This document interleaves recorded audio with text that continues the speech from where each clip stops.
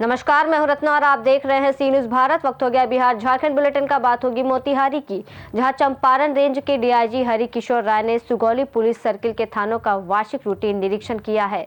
साथ ही बात होगी पाकुड़ की, जहां दर्जनों टोटो ऑटो चालकों ने मोहनपुर मोड़ के पास सड़क को जाम कर दिया।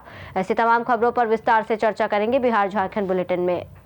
लावालौन प्रखंड में सैकड़ों वर्षों से आयोजित होने वाले ऐतिहासिक वार्षिक पशु मेले का उद्घाटन गुरुवार को जेएमएम जिला अध्यक्ष नीलेश ज्ञानेश और मेला ठेकेदार महमूद खान ने विधिवत किया, जिसमें अमरदीप साहू, राहुल यादव, सागर रंजन, लावालौन मुखिया नेमन भारती, संतोष राम, भोला यादव, आदित्य प्रसाद उर्फ लालाजी, राजेंद्र पासवान, मोहम्मद जफरुद्दीन, महिला मोर्चा प्रखंड अध्यक्ष और पूर्व मुखिया प्रत्याशी प्रतिमा देवी, रूपा कुमारी समेत दर्जनों मेला कार्यकर्ता और गणमान्य व्यक्ति मौजूद रहे।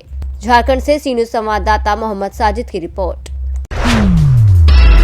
चंपारण रेंज के डीआईजी हरि किशोर राय ने सुगौली पुलिस सर्किल के थानों का वार्षिक रूटीन निरीक्षण किया, जिसमें सार्जेंट सर्वेश कुमार और पुलिस जवानों ने उन्हें गार्ड ऑफ ऑनर दिया। निरीक्षण के दौरान उन्होंने पुलिस अंचल पोस्ट और थानों के अभिलेखों का अवलोकन किया और कुछ महत्वपूर्ण कांडों की समीक्षा करने, अधूरे कांडों के अनुसंधान पूरा कर निष्पादन कराने का निर्देश दिया। इस दौरान सदर एसडीपीओ दिलीप कुमार, रक्सौल एसडीपीओ मनीष राज, रक्सौल पर्यवेक्षी पदाधिकारी प्रकाश कुमार, सुगौली अंचल निरीक्षक अशोक कुमार पांडे, थाना अध्यक्ष अनीश कुमार सिंह, रामगढ़वा, हरैया और पलनवा के थानाध्यक्ष भी मौजूद रहे।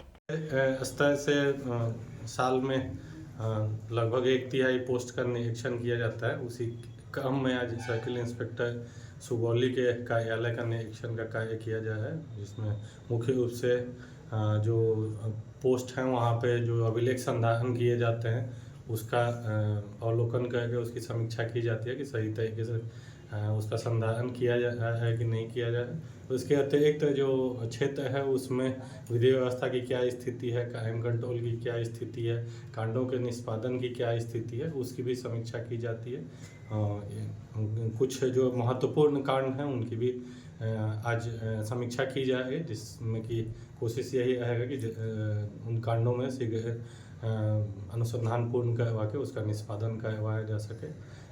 तो मुख्य रूप से प्रयास जो है वो पुलिसिंग बेहतर हो, प्रोफेशनल पुलिसिंग हो, उसी के तहत यह कार्य किया जा रहा है। इंस्पेक्शन का कार्य में मुख्य रूप से अभिलेख जो है उनका आगे अवलोकन करके जो इम्पोर्टेंट निर्देश हैं उनको दिए जाएंगे। मोतिहारी से सी न्यूज़ संवाददाता वीरेंद्र कुमार गुप्ता की रिपोर्ट। पाकुड़ के हिरणपुर प्रखंड में दर्जनों टोटो ऑटो चालकों ने नगर परिषद द्वारा टोल टैक्स में अधिक चार्ज लगाने के विरोध में मोहनपुर मोड़ पर सड़क जाम कर दी, जिससे दोनों तरफ वाहनों की लंबी कतारें लग गई और राहगीरों को मुश्किल हुई। चालकों का कहना था कि आसपास के जिलों में प्रवेश शुल्क 30 रुपए है, जबकि पाकुड़ में 66 रुपए वसूला जा रहा है और टोल कर्मचारियों का व्यवहार भी ठीक नहीं है। सूचना मिलने पर पुलिस मौके पर पहुंची और समझाइश देकर सड़क जाम हटवाया। कि जो है हम लोग को मनमानी टूल टैक्स लिया जा रहा है, जो कि हम लोग को टूल टैक्स के साथ साथ जो है गाली गलौज मायबान सब लेके करता है वो। ऊपर से अगर एक दिन अगर कभी बाकी रह जाता है तो उसके दूसरे दिन भी लेता है। अगर वो बोलते आके देंगे तो वो कहता है कि नहीं अभी दो, नहीं तो पूरा माय बहन के गले के गाली देता है वो। और इसी के मनमानी के चलते जो है जो हम लोग रोड को जो है मोहनपुर में जाम किए हुए हैं। और हम लोग जितने भी जो कि हम लोग को बरहरवा में 30 रुपया लगता है, राजमहल में 30 रुपया लगता है, गोड्डा में 20 रुपया लगता है, दुमका में 30 रुपया लगता है, जबकि पाकुड़ में सबसे ज़्यादा जो है टूल टैक्स लिया जा रहा है हम लोग छोटा वाला गाड़ी से, क्योंकि हम लोग को 30 रुपया जो है हम लोग देने के लिए सक्षम है, इससे ज़्यादा नहीं दे पाएंगे। और इसके लिए अगर आज का आंदोलन हम लोग जैसे पता चला कि मतलब मोहनपुर मोड़ में रोड जाम किया गया है, तो थाना परिवार के द्वारा आदेशानुसार हम लोग आए। इतिहास जब पता चला कि नहीं वहाँ जो नगर पालिका में कुछ टोटो वाला या ऑटो वाला से क्या पार्किंग वाला से ज़्यादा फाइन काटा जा रहा है, इसलिए मुद्दा को लेके जो है इन लोग रोड जाम किया। और वर्तमान पाकुड़ से सी न्यूज़ संवाददाता अभिषेक तिवारी की रिपोर्ट। झारखंड राज्य सुन्नी वक्फ बोर्ड के सदस्य अब्दुल कलाम रसीदी पाकुड़ पहुंचे, जहां उन्होंने सर्किट हाउस में मुस्लिम समाज के बुद्धिजीवियों के साथ एक कार्यशाला में हिस्सा लिया। कार्यशाला में वक्फ बोर्ड से इबादत गाहों के रजिस्ट्रेशन पर विस्तार से चर्चा हुई। रसीदी ने बताया कि मस्जिद, मदरसा, कब्रिस्तान, दरगाह समेत सभी धार्मिक स्थलों का रजिस्ट्रेशन वक्फ एमेंडमेंट एक्ट 2025 के तहत अनिवार्य है। उन्होंने कहा कि एक्ट में दर्ज प्रावधानों का पालन किए बिना आने वाले दिनों में किसी भी सरकारी कार्रवाई से बच पाना मुश्किल होगा, इसलिए समाज के लोग अपने अपने इबादत गाहों को वक्फ बोर्ड में दर्ज कराने में पूरा सहयोग दें। उन्होंने बताया कि झारखंड के कल्याण मंत्री, वेलफेयर सेक्रेटरी और वक्फ बोर्ड के सदस्यों के साथ बैठक कर रजिस्ट्रेशन को लेकर कई अहम निर्णय लिए गए हैं।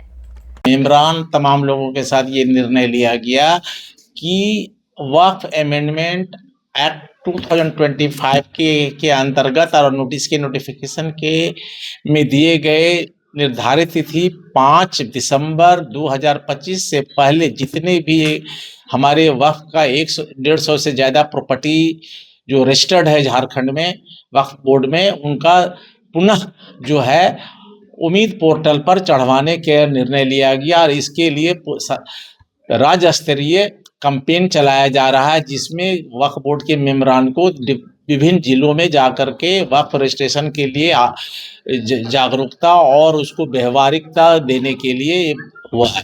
इस सिलसिले में 1, 2, 3 डेट मुकर्रर किया गया था और मेरे जिम्मे में 2 और 3 तारीख में बोकारो, धनबाद, पाकुड़ और साहेबगंज हमको करना था, लेकिन 2 और 3 को बोकारो, धनबाद में वक्त खत्म हुआ और 4 तारीख को आज हम पाकुड़ में हैं।